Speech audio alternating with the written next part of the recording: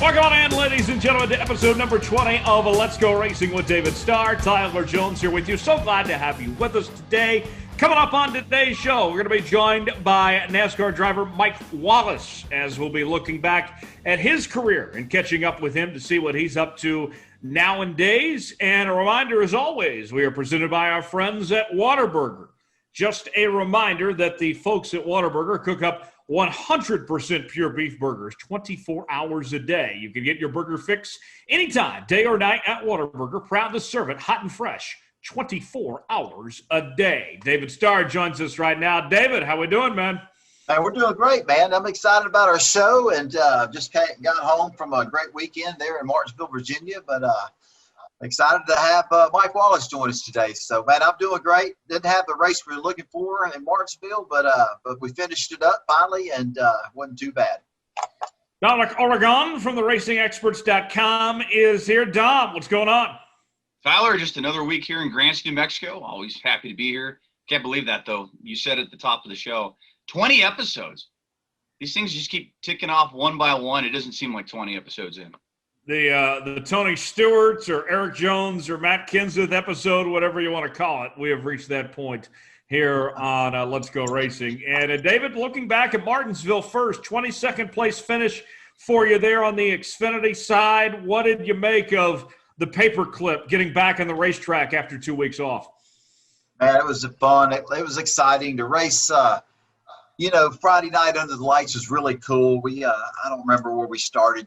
30-something or whatever, and I think we drove up to about 19th. Car really, there at Martinsville, the paperclip racetrack, your car's got to really turn good, rotate in the center, and had great forward bite. We just had a really good Toyota Supra there. It was pretty awesome race car. Unfortunately, they've had a couple of cautions, and I didn't know this. My spotter didn't relay the information, but NASCAR warned everybody, when a caution comes out on the restarts, the lap before the restart, you can choose the bottom or the top side. And usually you lay back, 4 or 5 car lengths from the car in front of you, and your spotter's telling you, hey, go low, go high, just whichever line you can advance a roll or two, And the outside's not a bad place to be there at Martinsville, if you can advance a couple spots. And I guess NASCAR had came over early in the race after one of the restarts and warned everybody, if you lay back on the front straightaway before you get to the choose line, there's a choose line, you got to choose low or high. If you lay back too far, we will penalize you. Well, I had no idea. So anyway, we got a great race car. We're making our way through the field. Everything's going great. A lot of people in front of me, their cars don't rotate that good. They make it really tight, and I was able to turn underneath them and get the inside lane and make a pass. Well, right before the rain came, they had a caution, and we stayed out. I don't remember if many people pitted, but the choose lane, my spotter's saying, hey, go high. So, man, I went high, but before he told me that, I had fallen back probably 4 car lengths from the car in front of me. Well, man, next thing you know, I'm going down the back straightaway. My spotter says, hey, man, you've been penalized. You got to go to the very back of the pack. I'm like, man, for what? We didn't pit. What are you talking about? He said, man, I apologize. That's my fault. They had warned us early on that, you can't lie back. You got to be right behind the car when you're choosing, So I'm like, man. We went to the back, and I was able to pass 7 or 8 cars before the rains came. I think I got back up to 27th, 26th, whatever it was. The rain came, got rained out. We came back Sunday afternoon, lunchtime, and started the race. And, man, God, I had such a different car. During the day, sunshine, lot warmer day, sunshiny. And, man, our Supra, that baby wouldn't turn for nothing. It wouldn't turn, couldn't get off the corner. And we probably pitted 12, 13 times. Carl Long, my team owner, was my crew chief. And, man, we worked on that thing. We worked on it. We'd go to the back. He'd make some changes to it. We'd pass 4, 5, 6 cars. And he said, what do you think? I said, man, it won't turn. Bring it to me. Next caution. We'd come in. Nobody else came in. He'd make more changes to it. We'd go all the way to the back. And finally, the last part of the race, last 30 laps, my car was doing what I needed to do. and we were making some ground. We just ran out of time, and we finished luckily 22nd, which not very good, but it was pretty ugly before we got the car working like we needed to. So it was a fun weekend, and we finished, and we loved it. It was a great race, and it was a lot of fun. Yeah, sounds like it. And Josh Berry ended up in victory lane. Dale Jr.'s been high on him for a long time. Tell us your thoughts of Josh getting his first career win. We've seen a few first-time winners in the Xfinity Series this year. Well, it's just a matter of time. I mean, when you're driving for Dale Jr. and the equipment he has and the resources and the manufacturing backing and that team, it was just a matter of time. Josh Berry's, just a great short track racer. Been driving for Dale Jr. for a while on the short track side and had a lot of success. I was glad to see somebody like himself earn that opportunity and Dale Jr. give him the opportunity to come up into NASCAR and Xfinity side. And I knew that, it wasn't going to be long before we saw Josh Berry in victory lane. And he did a great job. I mean, they didn't give it to him. He earned it. And I was proud of him. And it was a great story, So I wasn't surprised by all that I knew he would win eventually. One more question before we bring in Mike here. David, have you ever had a situation where you started a race one night and then you didn't even complete it till 2 days later? I mean, that had to be odd that NASCAR waited as long as they did to get you guys back in the race car like that. Well, I have, and I think, and we'll hear Mike's opinion on that here in a little bit, but you can't control the weather, you know what I mean? And it rained us out Friday night. It was kind of cool to run Martinsville for my first time underneath the lights. It's like a Saturday night short track race, and you can't control the weather. And man, Saturday, the weather was awful. And sometimes, you're going to race on Saturday afternoon, and next thing you know, you end up racing Tuesday afternoon because it rained for 3 days, and NASCAR doing their best to get the racetrack ride and get to race in, because the next week, we got to get back to the shop there in Charlotte. And there's a lot of stuff that has to happen for the next race. So there's been more than, I've waited 3 days before we actually ran the race because of weather. So that wasn't a big surprise to us. All right. Well, that's good to know.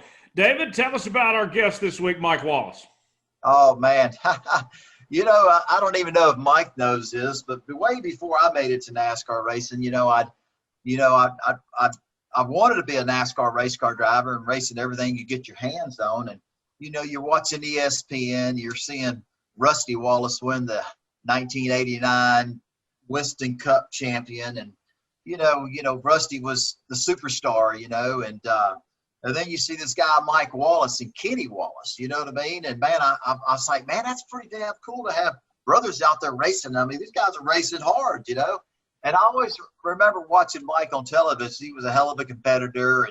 And by the grace of God, I made it to NASCAR and got to meet Mike. But, man, what a great guy, a hard charger. I mean, he's a hell of a race car driver, a hard charger. We became great friends, but man, when they drop that green, there's only one direction Mike goes, and that's to the front, and I'm excited to have him on our podcast because, man, this guy, I mean, he's driven for everybody. So, Mike, welcome, man. Glad to have you. Well, David, thank you very much. And hey, just to give you a little advice from an old guy, when they were asking you how you finished over the weekend and you started giving that long explanation, just in the future, go, I finished 22nd. I was the 22nd best car in the world that day. You don't have to explain. Just make it say the world, and everybody gets it. They got it. Man, good job, they go. I learned that doing appearances years ago. When you tried to make excuses but when you walked in the door and said, well, I qualified 36, they went, good job, so. And guys, Mike told me one time years ago, and I'll never forget this, Mike said, and I don't remember what the circumstances was, but there was a circumstances, and Mike Wallace told me this. He said, David, do you realize you're one of 100, I think he said 140 people in the world that race in NASCAR. He said, man, there's 43 Winston Cup race car drivers at the time. And he said there's 43 Busch Series at the time race car drivers. And I think there were 38 truck drivers. NASCAR Camping World Truck Series drivers. And he said, you know, and I don't remember what the circumstances was. And he said, man, can you believe that you're one of 120, whatever that number was, in the world? So whatever I was complaining about or whatever the circumstance was, Mike put it in perspective, you know, in the world, to race in NASCAR at a professional level and get paid for it. I'll never forget that. Mike told me that. You remember that, Mike? Oh, I kind of remember telling you, and I told a few other people that exact word, because what happens, David, you know, we're competitors, and competitors want to beat each other. You might be the best of buddy. You might have hung out the night before, but far and in between, you want to do way better than your competitors, until you realize at the time that maybe you're not in the equipment that those guys are in or the top teams are in. But when you think about how small a group we got, I mean, we're the whole world. Take the whole world and you're one of them. You know? So I think it makes us feel good after we take a few moments and realize how fortunate all the effort that was put forth to be able to get to that opportunity. But we're still going to complain why we didn't run good and didn't win and all that, because that's our nature, man. If we'd be happy with being 22nd every week, then we don't need to be out there. That's not a bit of fun. So, Mike, where did it all start for you, Mike? Take us back in time. Oh, man, I tell you what, it's a long time ago, 1975. Wow. You don't even – none of you guys were even around then probably, so I wasn't born until 96, so there's your 94 over here, too. Yeah. Is that supposed to be a rub-in? Yeah. Yeah, as screwed up as the world is today, let me tell you, it was really fun back then. You could do things and wouldn't even get in trouble for it.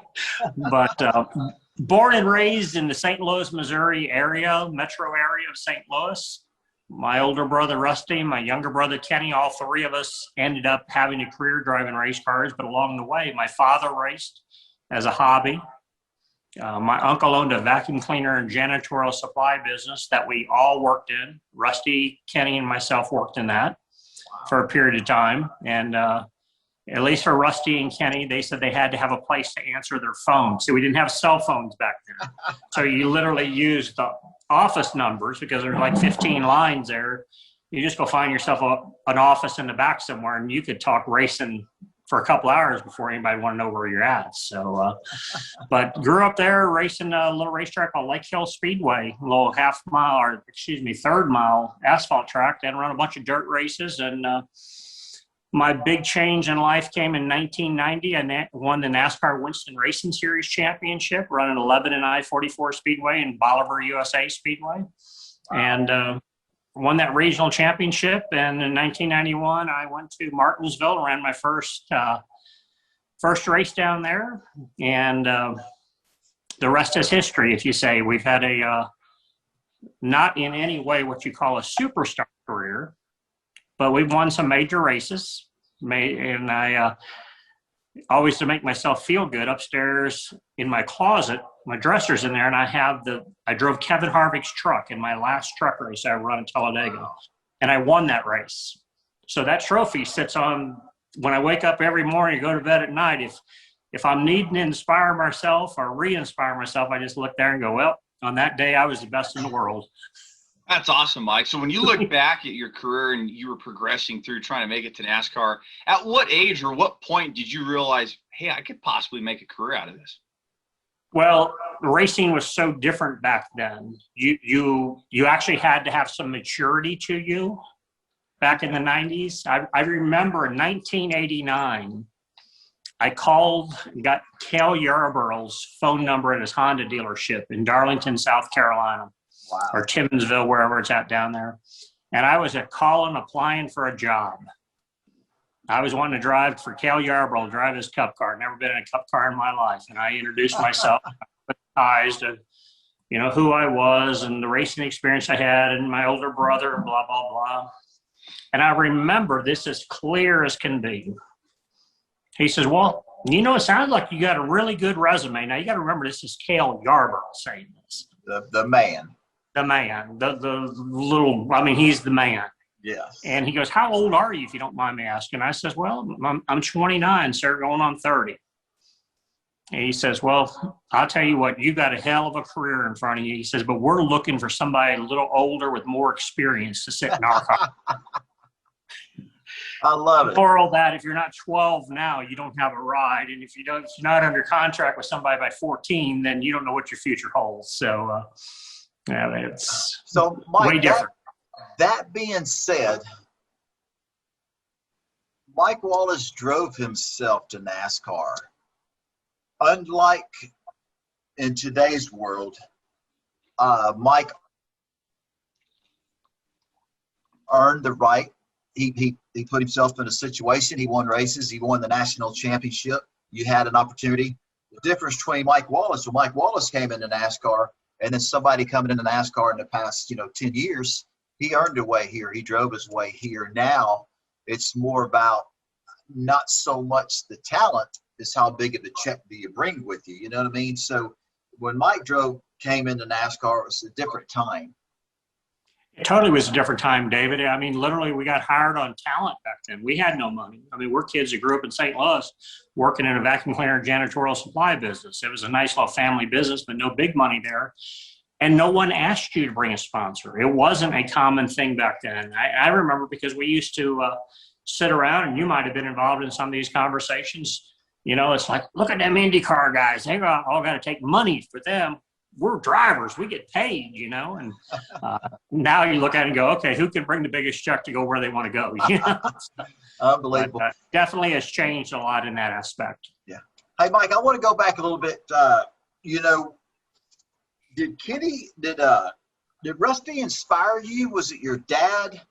How did you fall in love and know that you wanted to be a professional race car driver? I mean, did it happen instantly, or was it after Rusty was having success racing? Was it when your dad was racing? How did that happen, and when did it happen? Oh, I think you have to put it in perspective. Of course, it was after Rusty had success. Okay. Because I knew how he grew up. I watched how he grew up. I watched him be broken out of money and get enough money to go racing and make just enough to pay everything for the next week and go on. And I really didn't know there was a future in racing. It was fun. We raced a lot on the weekend. I mean, we raced 3 nights, Friday, Saturday, and Sunday night for years as a hobby. Right. And then as he made it in his career, and because Kenny had vectored his career to help Rusty a little bit, work with him, Rusty gave him an opportunity in back then a Busch Series car. And I'll be honest with you, I got envious of them both. I mean, both. Look here, man, I can outrun them at home, but they're down there big time NASCAR racing. And like, what about me? Yeah. 1990, it was, I got to go win. I was given some advice from somebody that lived down this area, get a tie to NASCAR somehow, win a regional championship or something. And I don't know if you ever had the pleasure to race the Winston Racing Series or not, but, RJR, of course, backed the deal, but it was an incredible, incredible program for short track racers. Absolutely. You raced other people. That year, believe it or not, I was in Missouri racing, and Frank Kimmel was competing against me, and he was racing in Louisville, Kentucky. But we were still in the same region, and you just get those opportunities that were given back in the day. Those same opportunities, as far as the Winston Racing Series, I mean, they got different names of it. Nothing had the impact as it did back then because it was really a big opportunity. And so I got that opportunity. I won that championship and says, you know what? I made some bold, stupid statement. I remember the last night winning the championship that I was going NASCAR racing next year. Now, I have no idea how I thought I was going to do that. I didn't really know that you had to, there was things involved other than for many years I won a lot of races around home, so I thought I was a hero, and somehow or another, believe it or not, a guy by the name of Mark Reno, a lot of people know Mark, a lot of people don't, but he's a guy from California that he was over here and worked for all the top teams in NASCAR, and when I come down, he created an opportunity for me to go to run Martinsville, my very first Busch Series race. And that's when they used to have 60 cars there every week, and you had a hooligan race and everything else. And we made it in and finished third. So it was a good day. That's amazing, man. Let me read off. This is amazing. Now, I know Mike. I've raced against Mike. I watched him on television. I've seen Mike Wallace. But let me just say, Andy Petrie racing.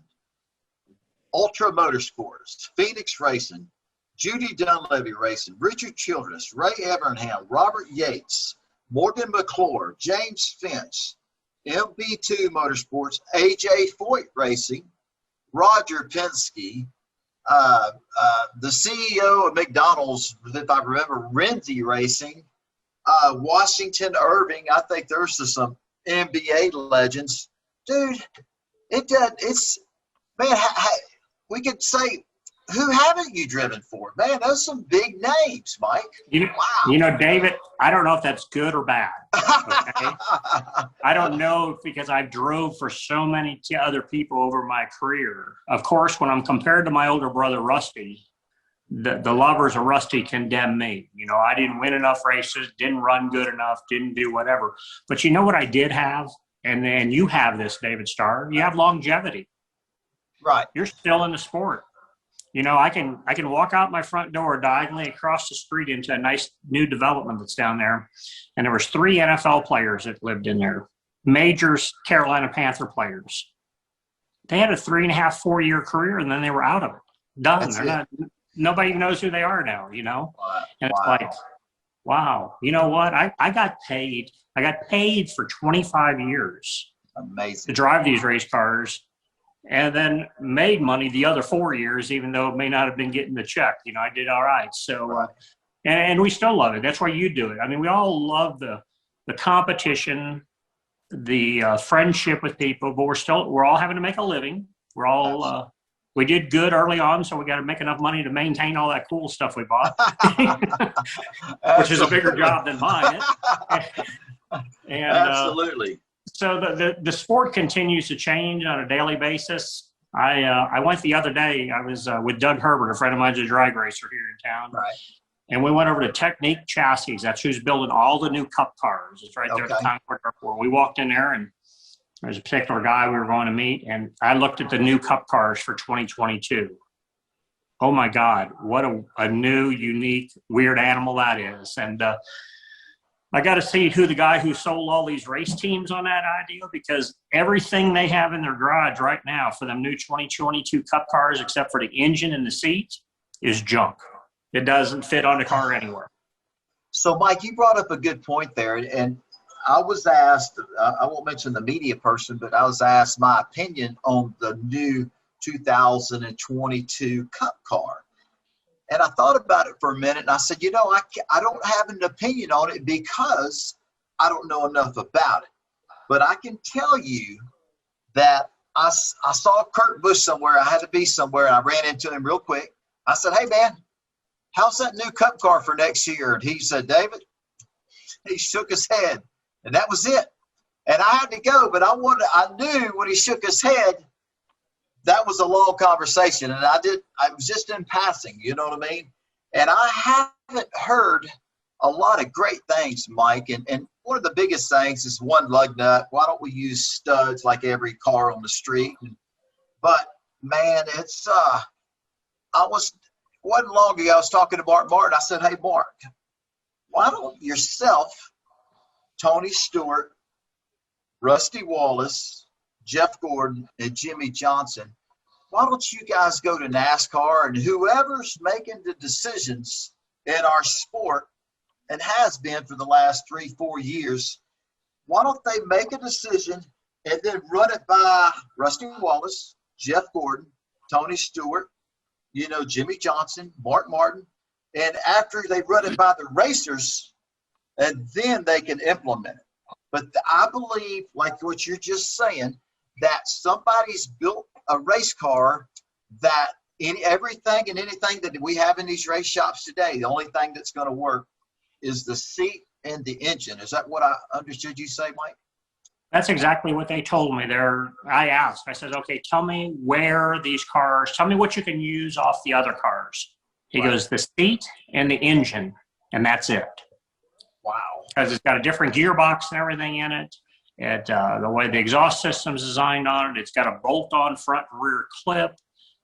It's just all totally different. And literally, I mean, maybe it doesn't matter to established car owners and big team car owners, but literally think of all the race cars and all the fuel cells and all the electric panels, everything they got in their shop are useless at the end of this year.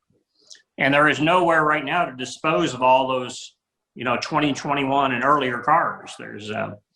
But it is what it is, and they're going to do it. They're building them. They said, I was over there, and they said they had to have 40 of them done by June 1, and they had 400 on order. So wow, 400. That's amazing. And it's funny you bring up Kurt Busch, David, because back in October, I interviewed Kurt, and I asked him about, his future and such, and he told me, he said that he was looking forward to continuing in racing for a while because he wanted to drive the new car and see what that was like and what that would do. And then, of course, he was one of the first drivers to get to test drive it. And then we see this, weird message of sorts that's kind of, gave an idea that he might retire at the end of this year. Maybe he got in and didn't like it. Maybe that's what – I'm not trying to read too much into things here, but it does seem like maybe his tune has changed a bit. Well, you got a good point. I don't know. Like I said, I'd like to talk to him, and maybe Mike has. I haven't. But just to see, I don't know enough about it. How do they drive? You know what I mean? What are they like? They handle good. They don't drive good. I mean, I don't know. But it's a night and day change for our sport, that's for sure. And Mike knows a lot more about it because I don't even think I've ever seen it. One of the cars, pictures. Mike was right there at the places that's manufacturing them. Yeah, it's quite a different car, David. And regardless of as racers, you and I both would be thrilled to death to sit in one of those cars for the Daytona 500, never driving one in our life. Absolutely. We'd line it up with no practice, and it would be cool. But absolutely, it's just like everything else. And your story about why don't they run some of these rule changes past the drivers, owners? If you ever remember NASCAR, they've never done that. It's like they just are scared to give credit to any driver or publicly give them knowledge, but I always thought that racers can create the best race. Tell us what you need and we'll make that. And then it's the promotion and the sanction body side then to put the race on. But absolutely. But we're still here after all these years, and you're still here after all these years. So I say to some NASCAR folks that I know, I says, well, we agree to disagree, don't we? Absolutely. And he said, and this one said it the other day, he says, man, I drove by that house of yours. It doesn't look like you're suffering too bad. And I said, I didn't say that. I just said that, we got to have an opinion. You got to have a little argument back and forth just to keep it good text. Oh, yeah. Absolutely. Yeah, no doubt about it. It's episode 20 of Let's Go Racing with David Starr, presented by Whataburger. Don't forget that every Whataburger is made fresh, is served hot, and prepared just like you like it. Want jalapenos and cheese on that? No problem. They've got you covered. Whataburger, proud to serve it hot and fresh 24 hours a day. Mike, I'm a Midwest guy. I lived in the Kansas City area. I currently live in Omaha, and it seems like you and your family were some of the first Midwest racers in NASCAR, some of the most notable. You go back, of course, there's so much focus on the South and the guys that came from Carolina, or out West, the guys that came from California and such. What did it mean for you and your family to represent the Midwest like you did? Well, I think we're all proud of the hometown we grew up in. And as you mentioned, the Midwest didn't seem to be a big corridor for NASCAR racing. You just didn't, there was different ways to get here back in the day, but you look at the success. Okay, my brother Rusty, who's a champion, my brother Kenny, who's won a lot of races, Kenny Schrader. The four of us all grew up together, racing at the same little racetrack back in the day. Our fathers raced against each other. Then you think about the Midwest. How far does that garner out just from Kansas? But, you got Carl Edwards, who lived in Columbia, Missouri. Jamie McMurray's from Joplin, Missouri. You got the Matt Kenseth of the world from Wisconsin. So I will say one thing. Yeah, one thing I had learned about Midwest, and guys race because they like to race, and people work on cars because they like to work on cars. And that sounds like a really weird cliche, but I live in the Charlotte metro area, Concord, North Carolina, and everybody that lives down here wants to get paid to go racing with you. My son's got 2 super late models. We go to a super late model race. nobody wants to go for the fun of it. They all want to get paid. And it's like in the Midwest, all your buddies used to go, and you did really good if you bought them dinner at the truck stop on the way home that night. You know, they were thrilled to death. Well, that's a and then just along those lines too, as you saw throughout your career, you know, Gateway and there in your hometown, St. Louis, got added to the NASCAR schedule. You know, Kansas has gotten, you know, 2 stops for a long time that are very important races now. Chicagoland had a good run there for a while. It seemed like that the sport really grew a lot in a short period of time in the Midwest. Well, I think it was. There's a tremendously large fan base for NASCAR style racing that comes out of the Midwest. A lot of people say they're closet fans. Maybe they don't sit around and talk about it at work as much as somewhere else, but it's a big following. And you mentioned the Gateway racetrack. I'm sitting here and I'm looking at the Wallace Family Tribute 250 picture on the wall next to me. And we're so honored, you know, talking about cool things that have happened to our family. The racetrack honored the race in our name, the Wallace family. My dad was still around, so he got to attend. My mom, I ran second that night driving Ray Everham's car. Rusty ran his car, and Kenny raced. It was just a great honor. And we still, believe it or not, David Starr, you'll love this stat, we still hold the record for the largest fan attendance ever at Gateway International Speedway, with 64,000 people there for the Wallace 250. I mean, that was the big grandstands that never have people in them filled up. So it'd be like having a big old race down there in Texas in your name, and the whole world shows up for you. You know, it feels good. Well, I'm not surprised, Bob, you know, that it was 64,000 people. Y'all, you know, yourself, Kenny, your younger brother, and Rusty, and your dad. I mean, y'all really have made our sport a better sport, you know, and you guys, y'all, you know, you might not think you're special, but you guys are special, man. To have 3 brothers race at the top level in NASCAR, and all y'all's accomplishments and what y'all brought to the Midwest. And I mean, it's just, you know, it's a storybook, man. It's storybook stuff. You know, I'm waiting to one day where I go buy me a Mike Wallace book. You know, I know it's not too far down the road, but I think that'll be pretty cool to read all the stories in there. That's cool that you said that. I've had a gentleman who's been trying to talk me into doing a book. I said, there's nobody interested in a book, you know, that I would write or that you would write for me. I tell you, you know, and it's like, oh no, you got some really cool stories. You just got to put them all together. So, absolutely. You know, hey, Mike, I'm sitting here thinking about something.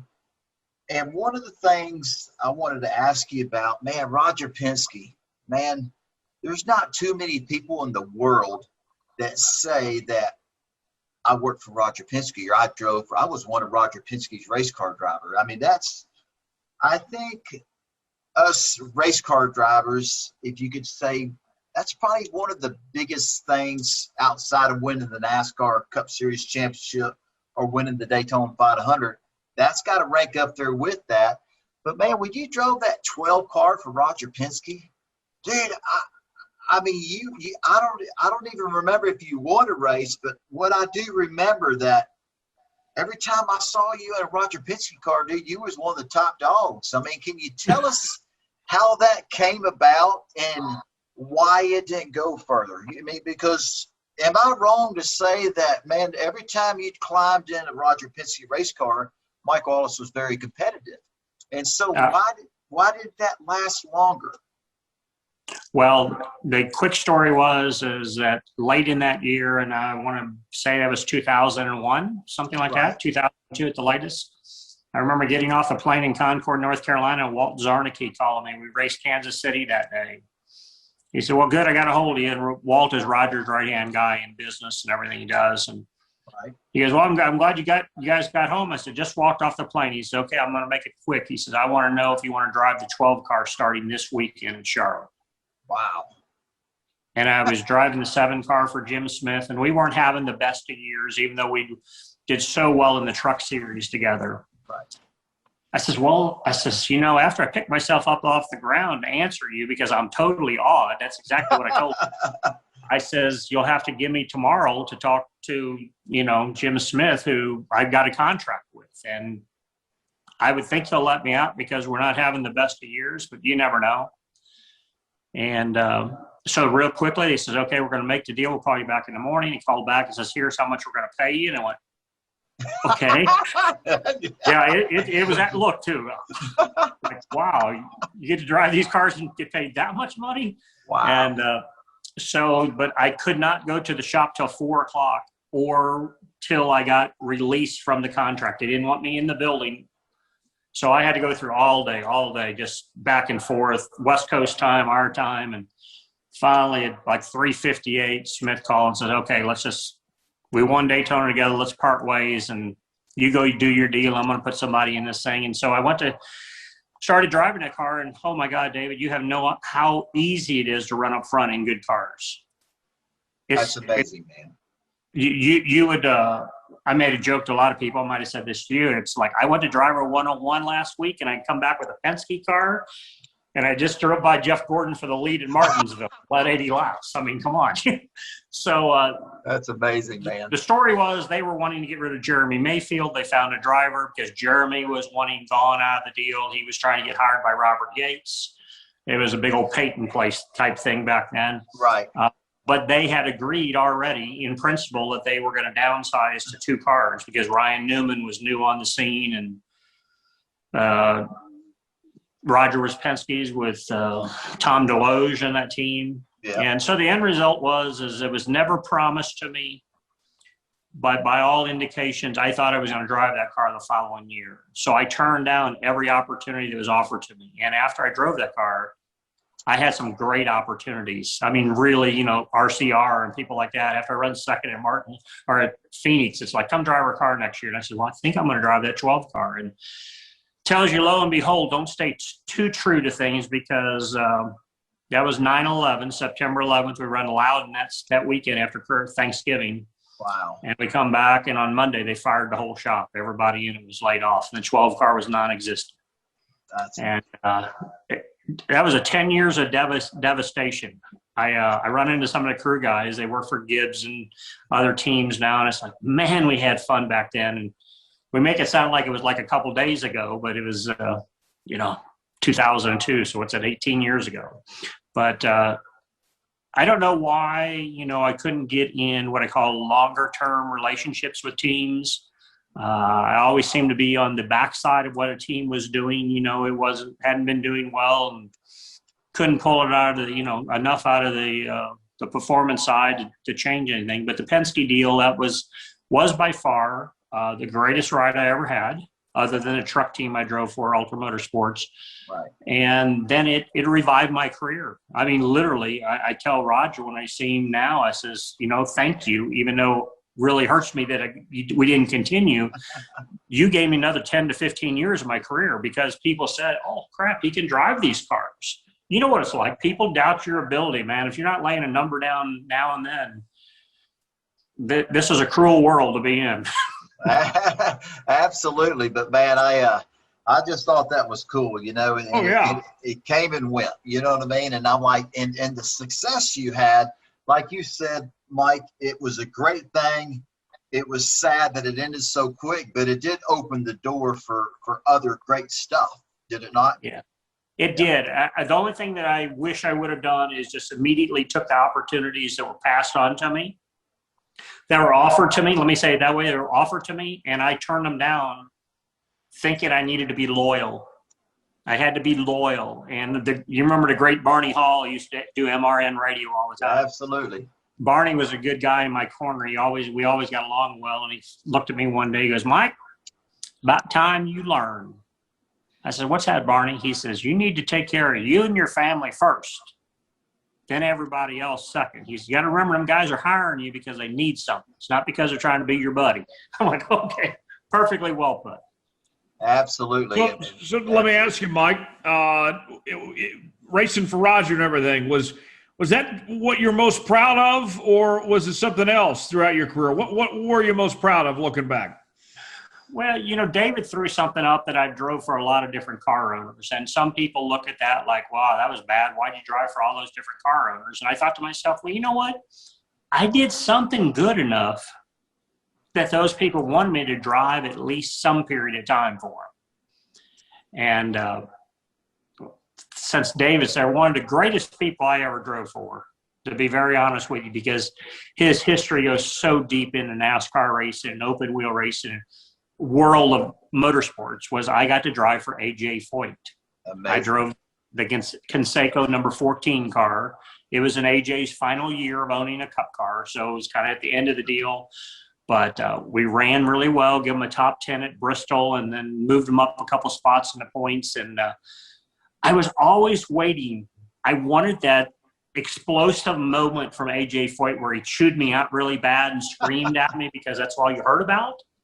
The only thing, he was always so nice to me. It was incredible. So, being able to drive for people like Roger Penske, AJ Foyt, Ray Everham, and hired to drive, meaning they paid me to drive those cars, and just to get that privilege is pretty special, and I know I would have to say David's sitting there thinking the exact same thing. You get an opportunity in somebody's race car.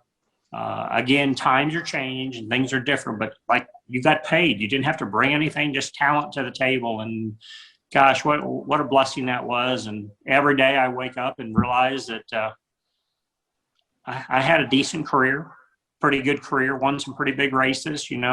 It's I says it sucks that my older brother won all the races and championship he did, because they always judge off of that. But if he wasn't around, we did pretty good for the Wallace family.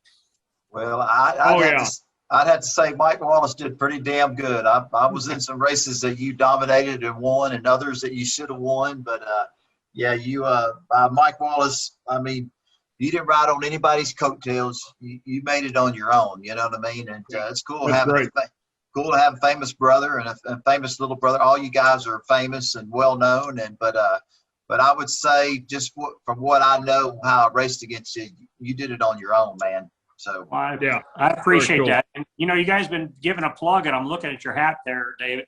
Whataburger. I mean, should I expect a overnight delivery or something to show up tomorrow morning, or 24 burgers for the family or something, man? Absolutely, man. Hell, you're talking about sponsors. I mean, how, by the grace of God, I'm just fortunate that I have a great sponsor in Whataburger, and obviously their backing and the love of NASCAR racing, and just, the company they are. And man, what an honor it is to be able to represent them on and off the racetrack, and on our podcast as well. Great company, and couldn't race without it. Speaking of Whataburger, did you guys know that you can stop by Whataburger for a hot, hearty breakfast any morning or late at night? They're serving up breakfast from 11 p.m. to 11 a.m. Proud to serve it hot and fresh 24 hours a day. What a burger. Guys, let's go ahead. You know that Whataburger's open 24 hours a day? Yes. You get a burger anytime you want. 7 days a week. 7 days a week. I'm excited because that's my dinner tomorrow. It's pretty awesome. Well, that was my lunch today. You know what I mean? Well, David, my hats are off to you. Also, a lot of people don't realize how big of a challenge it is to stay competitive and out in the race world. And you've been one of those guys that has known how to do it, performance on the racetrack along with the performance off the racetrack.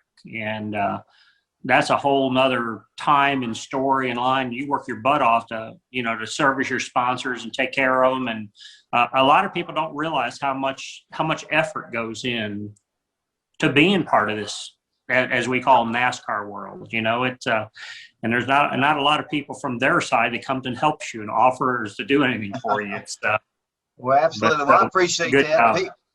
You understand it, and most people don't. And I think Tyler and Dominic, they lived it with me over the off time. You just trying to, we can't race anymore.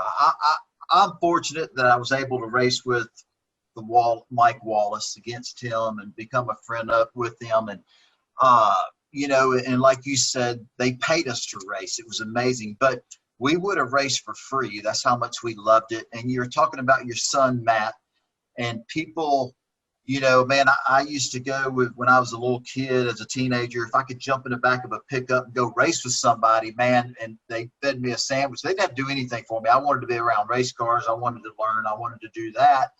Times have changed, but we love it so much. I mean, I love it. And hearing you speak earlier, Mike, I love the competition. Now, I'm not racing for wins anymore or even top fives or top tens because of the budget we work on. And the budget dictates somewhat of the quality team that you have. But, man, I'm still racing. I'm still in competition. I'm racing hard for 15th, 16th, or 17th. But, man, it's that competition. I love what we do. People said, hey, man, why don't you stop? I said, man, I still feel like I'm strong and I'm healthy and I'm active. And, I don't feel like I'm giving up really anything in the race car. I just wish I had millions and millions of more dollars. You know what I mean? But I think we're all fortunate that we earned our way into the sport. Now you have to buy your way. And it's just people don't realize how hard it is. I mean, I look at Mike Wallace. I look at you, Mike. You could get into a Roger Penske race car, and I would put money that you could win a cup race today. You're that good. Maybe you have to work out a little bit for a couple of weeks or whatever, but you could get it back. But I just feel like, I mean, am I right? Is that supposed to be funny, really? I don't know if that's funny or not, but you know what I'm saying? I really feel like that your ability, you don't lose that. Somebody says, hey, Mike Wallace, jump in a Hendrick car, Roger Penske car. I believe you could get in there and win races today. And I'd love to give it a shot or two in one of those cars. But hey, you guys asked me what one of my most memorable deals were. Will you talk for like 5 seconds? I got to run and get you something. I'm going to show it to you. So, okay, cool. All right. So, Mike, if you are watching on the video stream right now, Mike is running away to go grab something. And so that will allow us to take a moment to remind the folks that Whataburger cooks up 100% pure beef burgers 24 hours a day. You can get your burger fix anytime, day or night at Whataburger. Proud to serve it 24 hours a day. And now, Mike, what's that you got on your head? Ladies and gentlemen, when you talk about honors and royalty in motorsports, this was hand-delivered to me by Richard Petty. Amazing. He says, I've raced against you for a long time, and he says, I wanted you to have it. And that's just how it happened. So I got a Charlie one-horse, the King Richard Petty hat. So, man, life doesn't get much better. I've got A.J. Foyt. I've got Roger Penske. Yeah, well, I'm pretty good. I'm happy.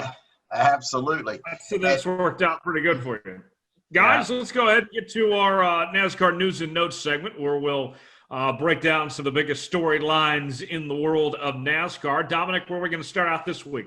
We're going to take it back a few days to Martinsville Speedway. Martin Truex, the track that's obviously named after him, picked up his second win of the 2021 NASCAR Cup Series campaign, his 29th career win in NASCAR's Top Series. He passed Rex White and Carl Edwards on the NASCAR all-time wins list. So he's the first repeat winner in the 8-race season that is the 2021 Cup Series schedule thus far. David, there was a point in time when Martin Truex wasn't that good on short tracks.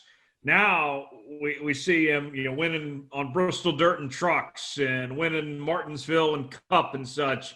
Seems like Martin's getting better with age. He's becoming a good all-around racer here, and he's off to a good start to 2021. Like we were talking earlier, he's one of 120 people in the world. I mean, this guy's professional. He drives for Joe Gibbs. He's a NASCAR Cup Series champion. I mean, with the sponsors and the team having Toyota behind him, I mean, I was surprised by how good he was on dirt at Bristol. I got to give you that. Winning the truck race and seeing how competitive he was, that kind of surprised me, but not really. I just knew it was just a matter of time. I mean, I sat up in the stands after our race was over there at Martinsville and watched them run. He was competitive all day, and his car had he was right there the whole time, and I think they made it better every pit stop. But, man, they put on a heck of a show right there at the end. And I'm not surprised by Martin Truex being our second-time winner of 2021. I mean, we're going to see more wins before the year's over. We might even see 6, 7, 8 wins by Martin Truex. But he is a championship contender, no doubt, and that team is. And I wouldn't be surprised to see him winning the Cup Series championship again in 2021. Mike, what'd you make of Martin's win on Sunday? Well, when you brought that up, I had to think about Martin Truex in his early years. And then as we were just talking about how good equipment makes you feel and makes you perform. And, Martin Truex is a champion. There's no other way to say that. He's a champion. He's a racer's racer. But at one time when he wasn't in as good of equipment, he didn't run quite as good. Now he's been in, a Gibbs-related car for the last X number of years, and it proves what good cars, good people, good crew, people believing in you do. And, as David can vouch, it's so important, the quality of equipment that you have. And it's not, I found out too, it's not just quality equipment, it's the surroundings and attitude of people that surround you. So they know that Martin can win, and as David said, they'll probably go on a big win streak here before long. Dominic, with that color shirt and the facial hair, you kind of look like Martin right now. Well, I don't know if that's a compliment or not, but I'm going to take that as a compliment. So thank you, Tyler. That's awesome. What else we got, Dom? So we know that at Talladega Super Speedway next weekend, we're going to have a brand new driver making their Cup Series debut. Rick Ware Racing announced on April 13th. Jo Cobb will pilot the number 15 Chevy Impala Camaro entry for the team. So Cobb, a Kansas City native, kind of your neck of the woods there, Tyler. She's making her first Cup Series start, and she's accomplished a lot on the Super Speedways in the Truck Series. We'll see what she can get done at the 2.66 mile track that is Talladega. David, Jo Cobb, she's a longtime friend of yours. This is a long time coming for her to get this opportunity. Well, hey man, good for Jennifer. She's a racer at heart. She's struggled over the years, but she's always there. She represents the Truck Series well. And I think the last couple of years, she's got a little bit more backing behind her. And she's done, she's more competitive these days. And I didn't see the announcement. I'm sure there's she got a good sponsor, a good partner that wanted to go Cup racing. And good for her. And Rick Ware's given her that opportunity. So I think she'll do fine. And I'm excited for her. So good for Jennifer. She's she's a hardcore racer, and one of she's a female, does a great job. And Mike has a daughter that races in NASCAR. I didn't have a chance to ask him really about what she's doing, but it's kind of cool to see females. What is that, Mike? Oh, the winner. There you go. Mike's daughter's a winner, 2017. There we go. I just happened to win your thing. It's like that's hanging on a wall. It fits perfect, So. Oh, that's awesome. But good for Jennifer Cobb. Wanted to get what Mike's opinion was on that.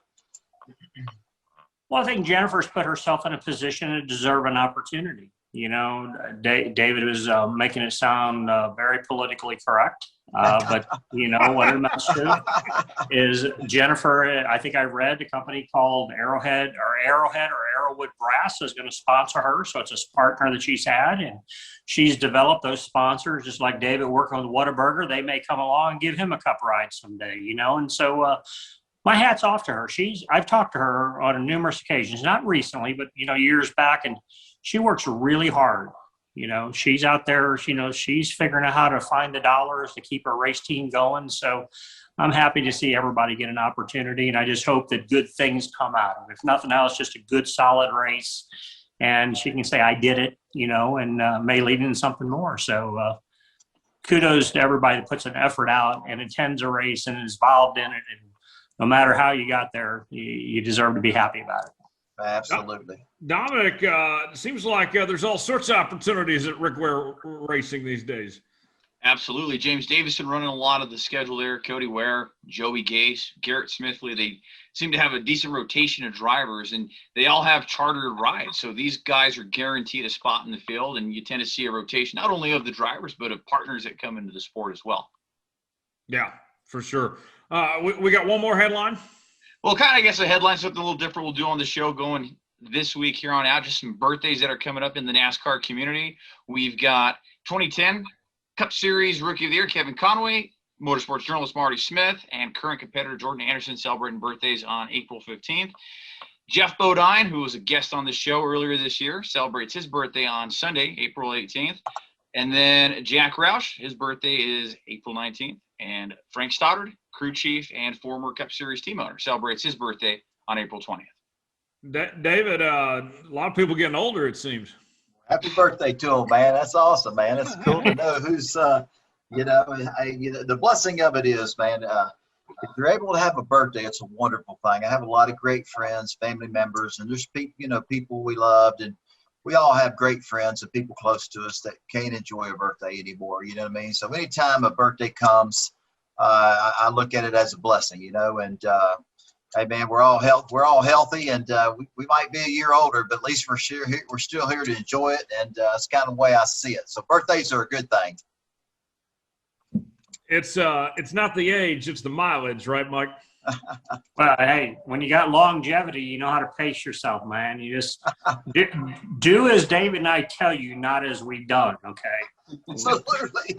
as I tell my kids, I says, if you will just listen to what I've done wrong, that way you don't have to reproduce that, then everything's going to be so much easier for you. You have to be young and stupid to be old and wise, as they say. Real quick, guys, looking ahead to Richmond this weekend, the Toyota Owners 400.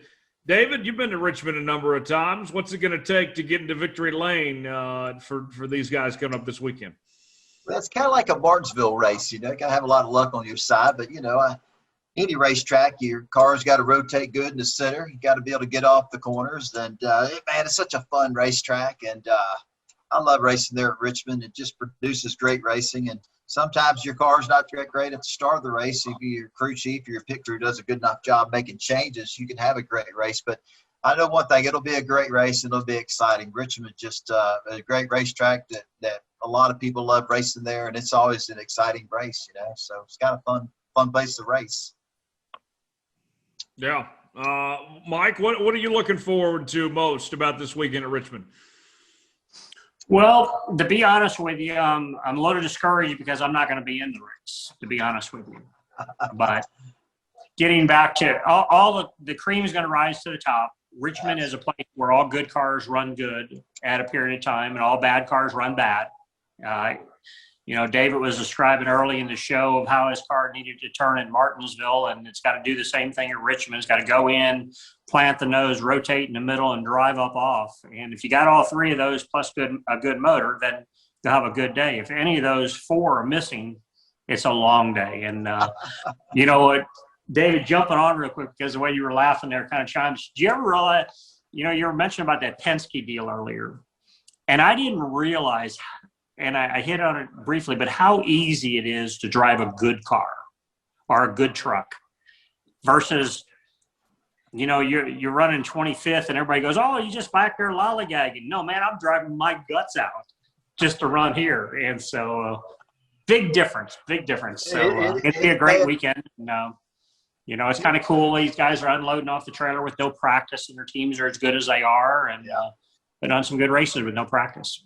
All right, for the Cup race Sunday, give me a name. We'll start out with Dominic. Who's going to win Sunday? We're going to put that kind of pressure on me. I'm going to go Denny Hamlin. He gets it done at Richmond. He has 7 top 5 finishes in the first 8 races. He's led a ton of laps. Denny Hamlin gets it done on Sunday. All right. How about you, Mike? Who wins Sunday? Kyle Larson. He doesn't have the cushion up there, but he knows how to use up the racetrack for its fullest. He's got a lot of momentum on his side. His team's really charged up over him. So Kyle Larson. David? I'll say Kevin Harvick. They had a pretty ugly race at Martinsville. He ended up top 10. But I think they're just, I think you're going to see a turnaround this weekend at Richmond. How about yourself, Tyler? I'm going to go Kyle Busch. Kyle's done very well at Richmond over the years, and I think that he's bound to get back in victory lane. So we got all 4 different picks. We've had 7 different winners in the first 8 races. So Absolutely. That makes sense there as far as that goes. Well, real quick too. I mean, Mike, speaking of racing, real quick too. I know you ran a few Xfinity races last year. I mean, what's the chance we'll see you back in the Xfinity series or any of these 3 series this year? Well, I think there's a really good chance you're going to see me race again this year. I went and sat in a Trans Am car the other day to see how that fit. There's some really good Trans Am races coming up, and the car that's kept here in the Mooresville area wins races on that series. And then, I've got the opportunities, hopefully with Market Scan, the people that partnered with me last year. We ran the inaugural race at Daytona, the inaugural Indianapolis road course race, and then ran Road America in the rain. So we ran 3 road courses, and there's a possibility of that happening. And but we got a big table full of things. Last year, David knows him well, but Brandon Hightower down out of Louisiana, I went and drove his super late model dirt car down in Chatham, Louisiana, and I qualified 7th out of the whole field. So. Wow. I say that because David knows who I'm talking about, and Brandon put a nice car together for me, and I ran 7th or qualified 7th, and it's like, oh my God, this is a super late model dirt car. I qualified 35 other cars, So that's amazing. Buddy down in Louisiana. Yeah. So Mike, you still with us? Yeah, but I'm on my phone, and it said low power mode, but I'm back with you now. So all right, cool. I want to say something to Mike real quick. When you said you're driving for Roger Penske, and it was when you're passing Jeff Gordon, you're like, wow, it wasn't that hard. And what it's like when you get in a good car. Quick story about Brendan Gaughan. I don't know, it's been 3 or 4 years ago. We were practicing Xfinity race, and, I was 19 on the board during practice. And he walked by, and I said, hey, Brendan, how's your car, dude? He said, dude, my head hurts. I don't know. I've only ran like 6-7 laps. It's fine. I said, man, what's wrong with you? Man, I stayed up too late. I was drinking this and that. He went to bed late. Obviously, he was entertaining some sponsors or friends or whoever. And his head hurt. He was hungover. I looked up the board. The dude was second. He's second. I've been running practice all day, driving my tail off. I'm 20th or 19th, this guy's head hurts. He's hungover. Didn't get much sleep. He'll sleep good for the race, but kind of what Mike was talking about, man, when you get in a good car, when you don't have the equipment that takes the win, man, when you think, us as race car drivers, we're going to, that we can get what the equipment that doesn't give us, that we can get it out of it, but you can't, you know what I mean? And you're just driving your tail off, and you're just doing everything you can. You're overdriving the car. You're just doing stupid stuff, trying to get the car faster. And, and have Brendan come by and said, man, my head hurts, and I've only ran 8 laps, and I think I'm leaving. I'm good. And then I look up there, he's second. That's kind of what Mike Wallace is telling you, man. There's no substitute for a great team that has a winning attitude with good horsepower, good engineering, good technology, and a great sponsor, man. You can't beat it. It's awesome. Hey, I got to add to that story, though. Have you ever heard the famous Dick Trickle story about that? So Dick Trickleback, he's the iconic person of short track racing. He's not with us any longer, but he's who we all looked up to in the Midwest. So back in the day, David, we used to all go out the night before the race and have one heck of a good time. There was no camera phones or nothing around then, so you could really have a good time. So I remember asking Trick, I says, man, how do you run so good and win all these races, but you've won every bar party I've ever been to? Like, you're the last one that leads. He goes, when you start a race on Sunday, how do you feel? I said, I feel really good. He says, well, let me tell you the difference. I feel really, really bad, and I just want to be the first one done. So I hurry up and do the best job. He says, you have room to get or you're as good as you're going to get. I got room to feel better the rest of the day. So, hey, man, and let me tell you what, he was the first one to finish a hell of a lot of times. That's why he's legendary, man. Woo. Probably the best short track racer of all times, man. Unbelievable. Oh, yeah. Time for our Ask David segment. We ask you to submit questions to us on Facebook, Twitter, and email. You can reach us at David Starr Podcast on Facebook, Starr Podcast, and Twitter. David Starr Podcast at gmail.com is where you can find us there. Let's start out with an email, and this one is actually to Mike. It comes from Yvonne. Yvonne writes, Mike, how often do people confuse you for the 60 Minutes journalist Mike Wallace? Well, lately, not much, because he died a bunch of years ago. So, but I do have to tell the best story. I was out in California racing. This was back before cell phones again. I remember calling home collect to my wife, Carla. And the operator online goes, Mike Wallace. She said, well, sir, I've never had anybody like you on the line before. And I go, well, It's your lucky night, ma'am. I just went along with it. I didn't think nothing of it. She's, oh, it's such a pleasure to talk to you. And I'm thinking she's talking about Mike Wallace, the broadcaster. And I says, all right, thank you. Could you complete my call, please? That's funny, man. That's pretty cool right there. You had to be there. It was really more funny when it happened than what it David, have you ever been mistaken for anybody? No, not really, man. No, I hadn't had that pleasure yet. So no. I wish I would have. I mean, I could think of some people I'd like to be, but no, I'm just me, and nobody's ever thought that I was somebody else. So no. Dominic, I said you looked like Martin Truex earlier tonight. Anybody thought you were somebody else you weren't? Well, my brother's name, oddly enough, that you mentioned that is Martin, and I've been told we could pass for twins. I've been called Martin before. So you guys met my brother on the podcast a few episodes back. So, yeah, if you're watching the video version, you look at the comparison, yeah, I mean, Martin and I could pass for twins, but I've been confused for him. How about you, Tyler? I've been told before I looked like Kim Jong-un. I didn't take that as a compliment. Dude, you do look just like Kim. Oh, stop. Oh, my God. Stop. Get off. You need Get to out of shave here. the head a little bit right here. Put that weird haircut design over here. Yeah. Get you a little black outfit with no collar on it. Oh, that's funny. Tyler, you realize you just opened yourself up to a bunch Absolutely. of jokes. Absolutely. Kim Jong-un, yeah, so. And your best friend's Dennis Rodman, buddy. That's awesome. This next question from the inbox, it comes from Betty. Betty writes, David, what is your favorite type of racetrack?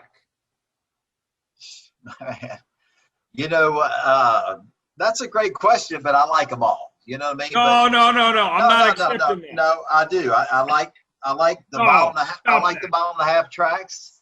I love the short tracks. And one of my favorite tracks is over there where Mike's from. The St. Louis racetrack is one of my favorite because it's kind of like a Martinsville, but longer. The paperclip, but longer straightaways. That's a great track. I love short tracks. Bristol, Martinsville.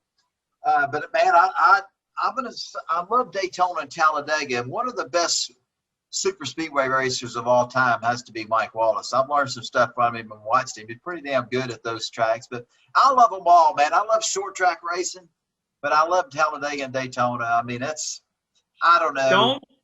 Don't give me that politically correct answer. No, I'm with you. But Daytona and Talladega, I love the super speedways, no doubt about it. Absolutely. Okay. But so I love Super Speedway's the answer that we're going.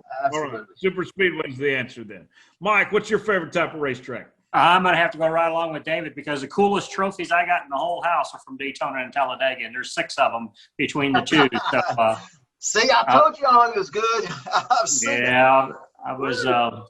I've been very fortunate to Speedways, and I love it. I love the type of racing it is, but again, at the time you're wondering how good you were or weren't, you just come look at your trophies and figure out which ones were the biggest for you. And that was, I mean, how do you get any better than Daytona? I mean, it's our mega. I mean, it's where our biggest race of the season starts off compared to any other stick and ball sports, which their final game is the end of the year, and we're just the opposite. We start off with the biggest bang.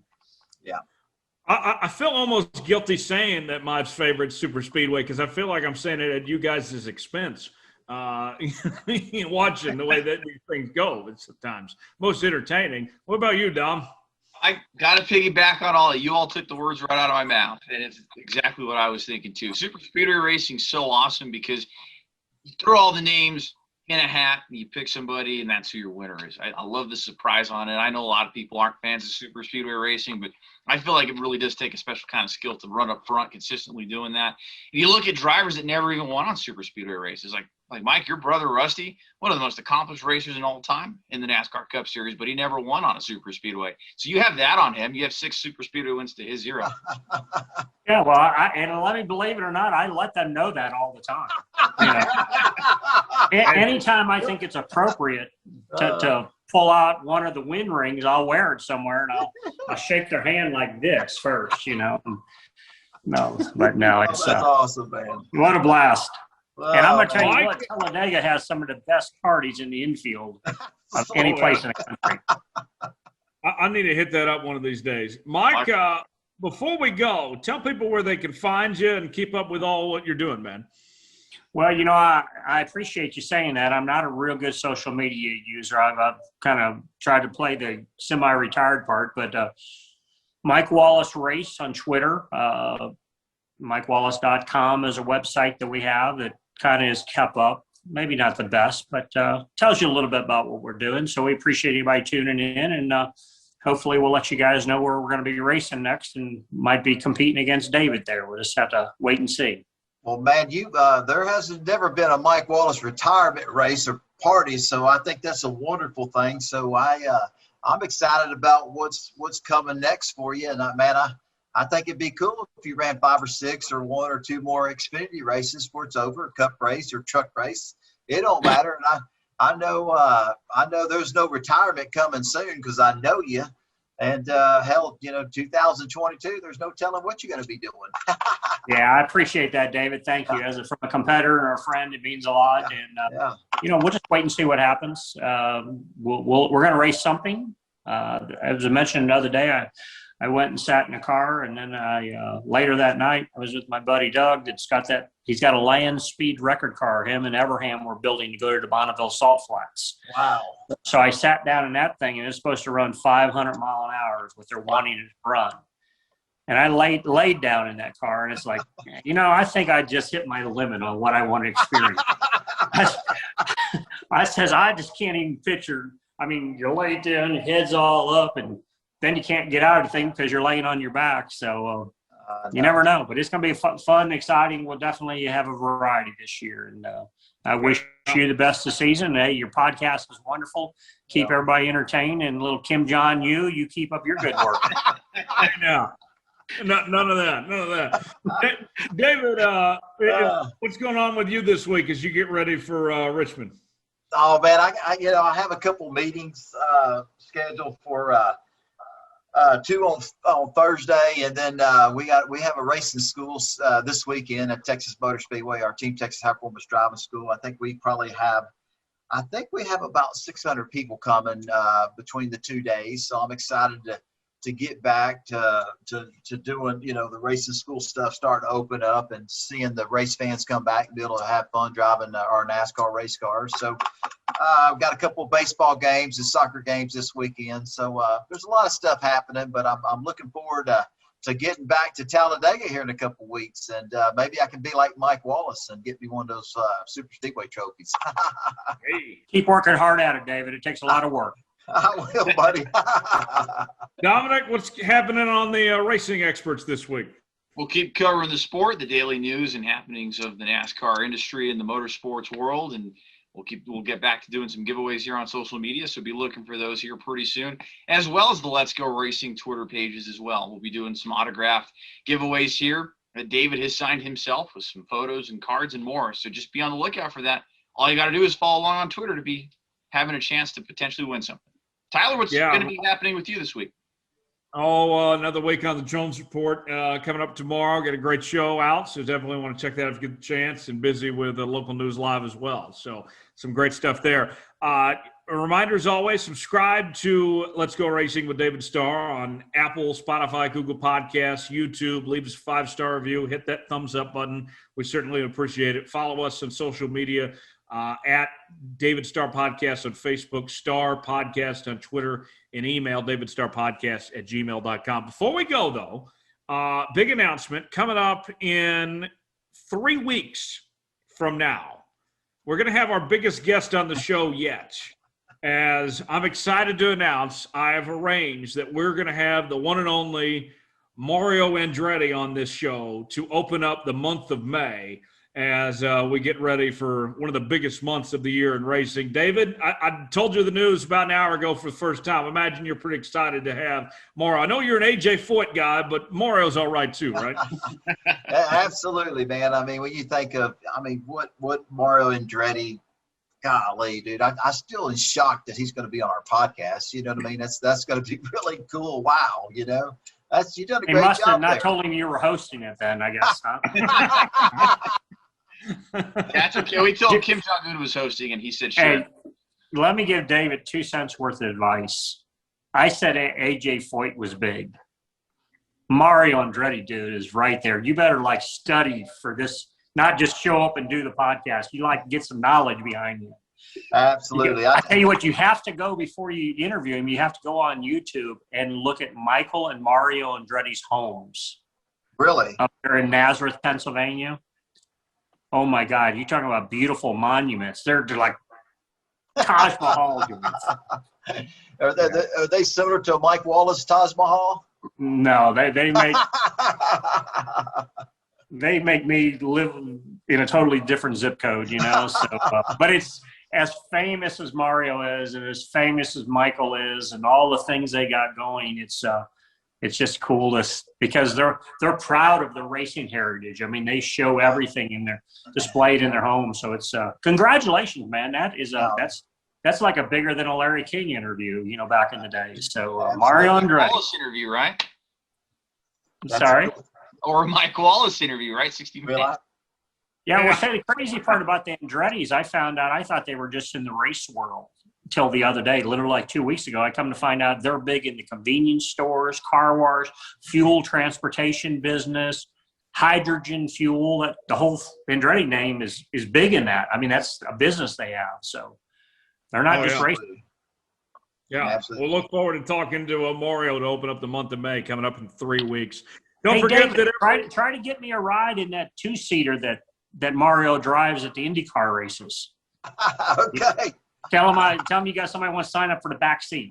Okay, we'll tell him. We'll hey guys, let's make sure we tell Mario that. You know what I mean? Yeah. And I'm sure there's a long line, but that's fine because Mike's going to actually be at the Indianapolis 500 this year. I don't know if he'll be supporting his Richard Petty hat, but he's going to be there as a guest of AJ Foyt, which is really cool. Oh man, I'm so excited about that. I told you earlier I'd ran into Larry Foyt last October down in Houston. I was doing a golf tournament for the Houston Children's Hospital, and Larry says, "You're going to come to the Indy 500?" I says, "Only as a guest of AJ Foyt Racing." He says, "Well, then you're coming." I said, "Beautiful." That's awesome, man. Awesome. That's awesome. Don't forget that every Whataburger is made fresh, served hot, and prepared just like you like it. Want jalapenos and cheese on that? No problem. They've got you covered. Whataburger, proud to serve it hot and fresh 24 hours a day. Time to put the checkered flag out on this episode of Let's Go Racing with David Starr. For David Starr, Dominic Oregon, and our guest Mike Wallace, I'm Tyler Jones saying so long. This has been another edition of Let's Go Racing. We'll see you next week.